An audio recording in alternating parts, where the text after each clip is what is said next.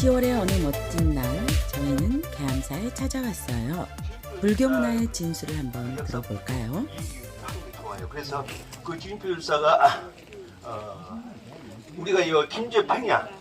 모악산 하면 그 엄마 그 여자 여성 산이고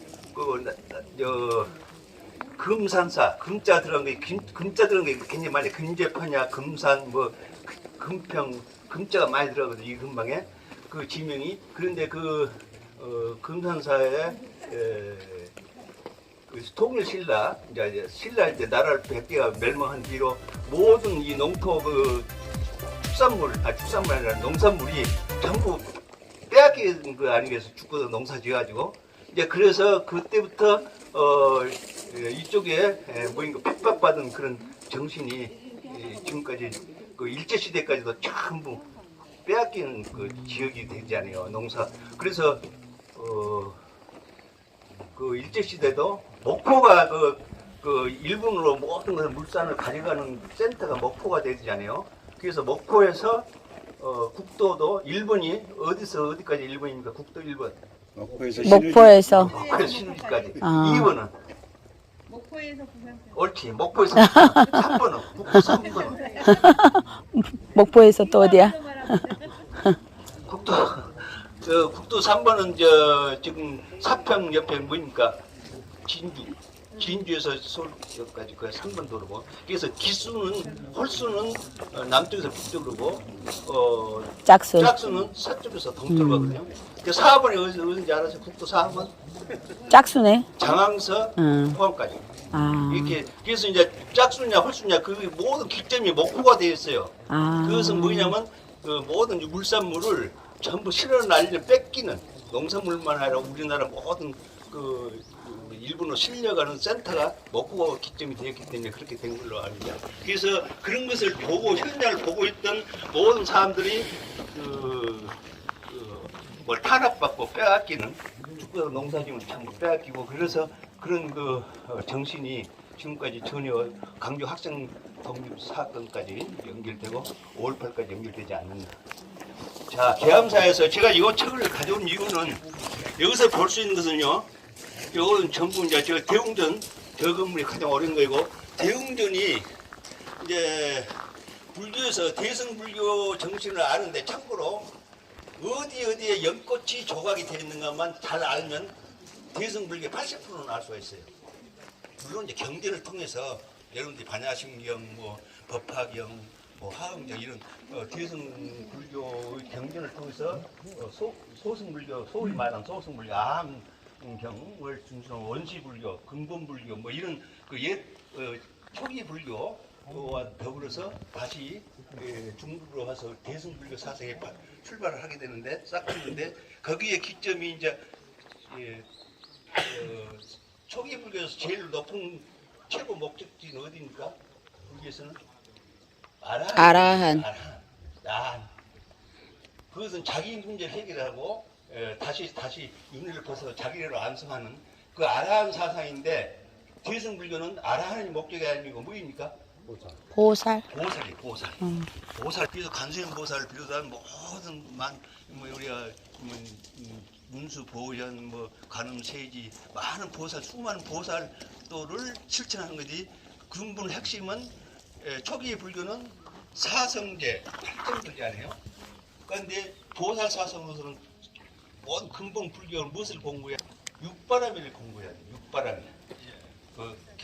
불교 사성이 보시지계 정진 선정 기회 반야 사상. 그게 반야신계를 우리가 그렇게 외운 거죠.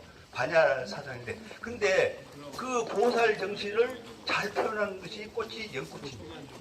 그래서 초기 불교의 부처님은 어디 위에 앉아 계시냐면 여러분들 앙코르와트나 캄보디아 가보시면 뱀 위에 나아가라고 부처님을 보호해주고 뒤에 그 뱀이 이렇게 비바람을 가려주는 그래서 나아가라는데 뱀 위에 앉아 계세요. 초기 불교는 불상이. 그런데 이제 대성불교 쪽 오면서 연꽃 위에 앉아 계시죠. 그래서 연꽃 위에 앉아 있을 수 있는 것이 부처님과 보살 중에. 그래서 여러분들 석굴암 가보시면 막 들어가면은 석굴 있잖아요. 석굴암. 그 연꽃 위에 앉아 계시죠. 그러니까 그 옆을 쭉 첫째 아란을 비롯해서 이거 제자를 비롯해서 저 뒤에 11명 간센보살 있잖아요. 그 보살들은 전부 연구독에 있습니다. 조각을 보면. 그러니까 막 그러면 왼쪽 오른쪽에가 범청과 제석천이 있어요. 그 범청과 제석천 연구독이 없습니다. 제석천과 범청이 누군지 알아요? 거의 인도의 브라만 신이에요. 그런데 불교로서 흡수된 거죠. 그러니까 이 대웅전을 딱 보시면 무엇을 생각하시냐면 우리나라 이제 대승불교 역사를 이렇게 이제 조선조까지 와서 현지하고 있으니까 저 대웅전이 우리 계암사 대웅전을 무엇을 봐야 되냐면 요 왼쪽 이렇게 한 사람들이 호랑이라고 하는데 그 짐승이 무인가를 잘 알아봐 주시고 용과 이 용들이 많이 조각이 돼 있어요. 그런데 이 대웅전이 반야용선입니다. 반야용선. 반야. 그래갖고 이 대웅전이 어떤 의미를 가지고 있는가를 보통 우리도 이제 석가모니 부처님만 모시신 집이다 이렇게 생각을 하는데 사실은 그 대승불교 사상에 의해서 이제 우리 그 반야신경 있잖아요. 차 안에서 피안으로 아재아재 바란성하니 모디사바에서 건너가자 저 언덕으로 건너가자 이 고통 사바sek에서 고통이 없는 극락 정토로 가자는 그 최고 마지막 글귀도 반야신경이지 않아요. 그래서 저기 반야용선이에요. 대웅전 하나가. 저 대웅전 안에 앉아있으면 뭐입니까? 반야용선을 타고 있는 겁니다. 뭐냐면 고통 후 이 세계에서 고통이 없는 세계로 가는 거예요. 근데 그런 걸 상징하기 위해서 무엇이 되어 있냐면 달마산 미양사에 가면 추출돌에 무엇이 조각이 되어 있어요? 개나 거북이나 자라 이런 그 해상 동물이 조각이 많이 되어 있어요. 그것이 이제 처음에는 그것이 우리가 해로 불교 북방불교는 육로로 온 거이고 바닷길로서 온 불교이기 때문에 그걸 설명한 사람이 없어서 그래서 제가 그걸 연구하다 보니까 해로 전례설 때문에 이게 반만 미양사 주축들이 그렇게 되는 것 같다 했는데 제가 한 10년, 20년 후에 알게 된 것은 그것이 아니라 이게 반야용서라는 걸 상징하는 거예요. 배, 바닥. 그래서 왜 알았냐면 문경 저기 어디입니까? 밀양에서 청도 그 간장은 대비산 절 있어요. 대적사. 그거는 육지인데도 불구하고 물론 흥국사도 이 바다를 상징하는 석부도 있고 거북이가 있고 그런 것도 있는데 이 육지에 있는 절도 그거 전부 이 자라랄지 이렇게 바다 그 동물들이 조각이 되어 있는 걸 보고 그 해로 전리체가 아니라는 걸 아는데 반야신경에 이제 이 반야용서라는 거를 이제 이렇게 연구하다 보니까 저 대웅전이 바로 반야선이라는 걸 알게 됐어요. 그래서 여러분들은 이 대웅전에 들어가서 부처님한테 물론 참배를 하고 거꾸로 부처님이 우리가 부처가 되니까 거꾸로 자기가 부처가 된 것처럼 이 앞에 창문을 보셔야 돼요. 이게 저기 레소사 가서 우리나라 창틀이 가장 아름다운 데가 레소사 창틀이잖아요. 레소사 하면 첫째 뭐입니까? 첫째 숲길. 많은 사람들이 그 숲길 중에서 제일 유명한 데 어디예요? 오산 월등사 숲길. 그 다음에 레소사 숲길. 그 다음에 똥도사 숲길. 네 번째가 대음사 숲길이거든요. 이 숲길을 통해서 들어가면서 뭘 느끼기도 하겠지만 더 중요한 것은 문짝에 그 조각이 가장 아름다운 데가 레소사 조각이에요. 오늘 그거에서 제가 설명을 드릴 거고 두 번째가 이 조각으로서 문창사로 유명한 데가 영광 불각사예요. 이거는 이제 조금 이게 좀 산만하는데 여하튼 이 대웅전에 가서 거꾸로 자기가 부처로 생각하시고 참배한 후에는 거꾸로 창틀을 보시기를 바랍니다. 그러면 그 창틀에 이렇게 거꾸로 역으로 빛이 바깥에 흐르면 거꾸로 이렇게 반사되는 그 창틀 문양이 보여요. 근데 그 문양이 제일로 전국에 제가 다 가서 참배할 때마다 보는 데서 제일 좋은 것이 어디냐면은 여러분들도 거버사에 가서 거버사에서 팔상전이 있고 이게 있는데 그거는 그 창틀에 이렇게 정자 창틀이에요. 이렇게 정자. 그러니까 그 속에 이제 매화 하나씩 이렇게 조각이 되어 있거든요. 그 팔상전에서 이렇게 쭉 벗어서 오면은 거기가 이제 복성각이 있는데 복성각에서 창틀을 보면요. 창 모양이 몇 산자가 딱 조각이 되어 있어요. 그걸 걸어서 이렇게 딱 보면 산을 바라보면서 앉아있는 그 모습을 자기가 느낄 수 있습니다. 여하튼 그래서 우리 절에 하나, 도울쪽 하나, 프랑코키가 호랑이가 여기.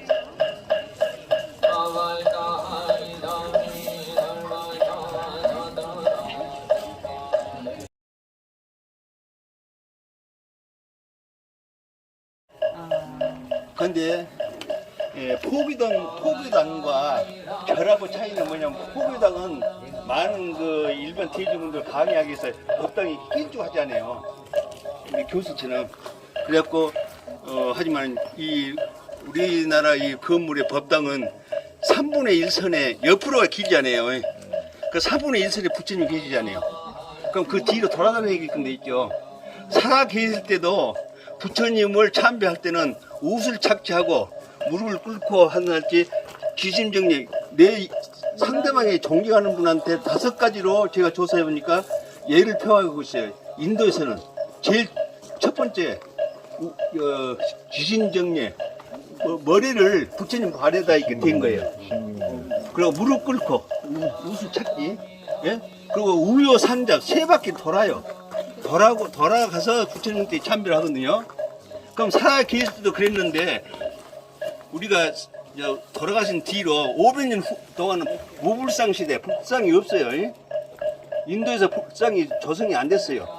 다만 부처님이 앉은 자리에 뒤에 보리수가 그려져 있거나 발자국이 표현됐거나 또는 사슴이 있으면 여기가 부처님이 계시는 거다 이렇게 했지, 실질적으로 불상을 조각을 안 했어요. 무불상 시대가 500년이 지내요. 500년 뒤에서 이제 불상이 나타나기 시작한 출현을 하잖아요.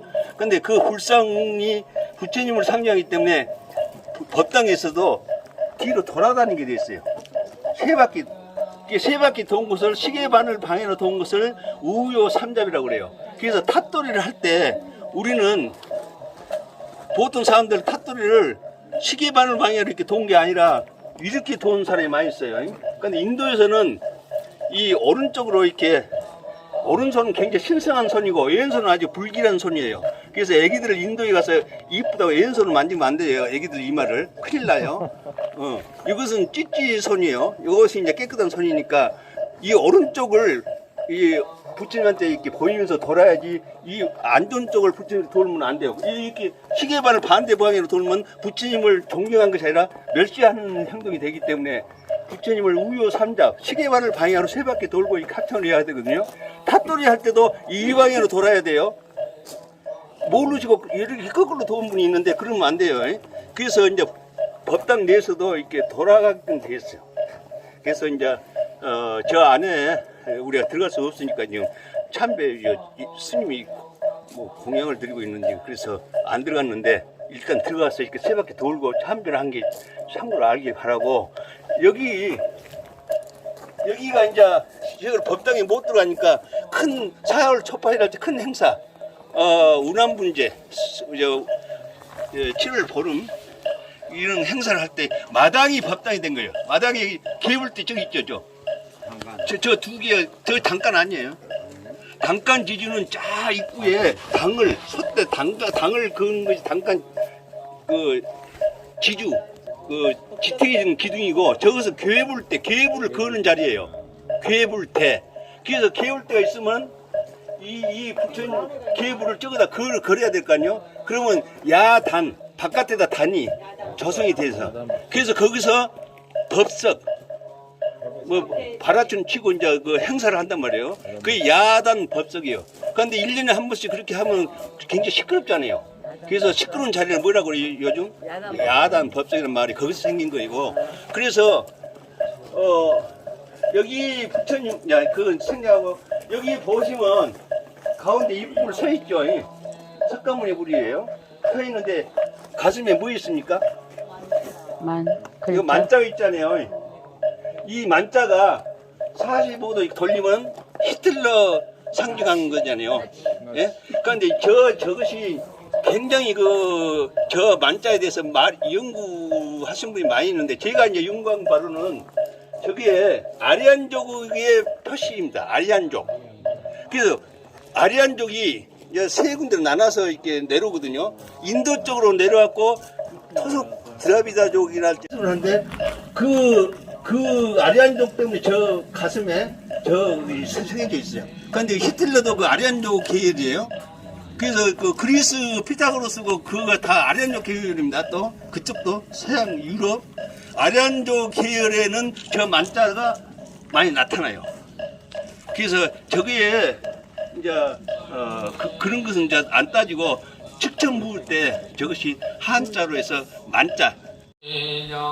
각종 불상이 노동참 제자 등 각각 등고체 흠이 희차